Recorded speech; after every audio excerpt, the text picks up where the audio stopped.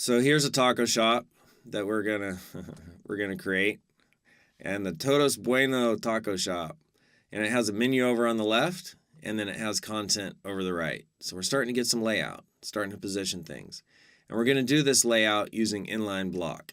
So we have blocks that have been placed in line. So it's inline block, and here's the HTML first of all. So I have a nav, right? And let me just take this out. Well, I'll show this in a second. I have a nav, and then we have a UL, and then we have all the list items. Sweet. And I'm just leaving it vertical. And then I have main.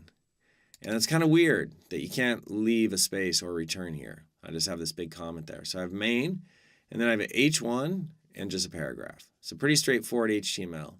And then there's this weird comment. You can't leave a space here. Yeah, why not? Should always ask that. Why not? What happens if I put a space there? All I did in my code was add a space. I hit a return, right? I'm going to refresh.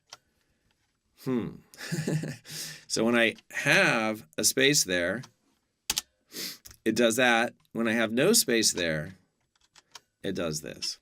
So there are some idiosyncrasies to all things in life. There are quirks. And this is one of the idiosyncrasies, one of the quirks, which has no good explanation when it comes to building websites. Other than you just gotta, if like it's all not making sense and you're getting a weird break, right? Like my code it shouldn't be breaking. Put the elements right next to each other. That's the quirk. That's HTML. It's not WebStorm. It's not Chrome. It's HTML. All the browsers, that's how they interpret it. So trip out. Anyhow, that's how you fix it. You can't leave a space there. So now it is fixed. Yeah, perfect. It's fixed. And so to achieve this, I said body width 80%, max width 700 pixels, margin 0 auto. So if I add a border to that,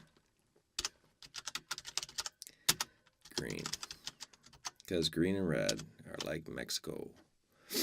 All right, so there's the border.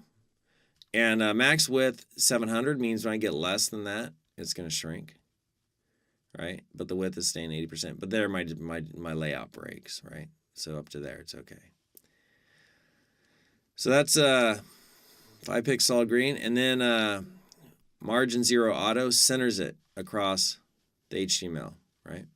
And then nav and main. So nav is that, and main, they're the two top level elements. Border 2 pixel red, box sizing border box. And then nav, vertical align top. So that's new for us. And display inline block, right? So make it a block element and keep it inline. And width 25%. And then main display inline block, so this one, and width 75%. So this is taking up 75% of the width. This is taking up 25% of the width. What some people do is when they hit this issue here, they're like, I don't know why my code's not working. Width 24%. 24%. That's not an elegant solution unless you want that, right? Because now you have a little space. Maybe you want that space. That's cool. But, right, that should be the perfect width. And we have box sizing border box. So padding and border. So padding and border should, any padding or border that we add to anything should push it inward. So the exterior width shouldn't change.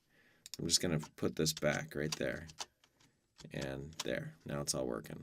All right, so pretty simple layout using inline block and starting to get a simple layout for a web page. This is going to grow.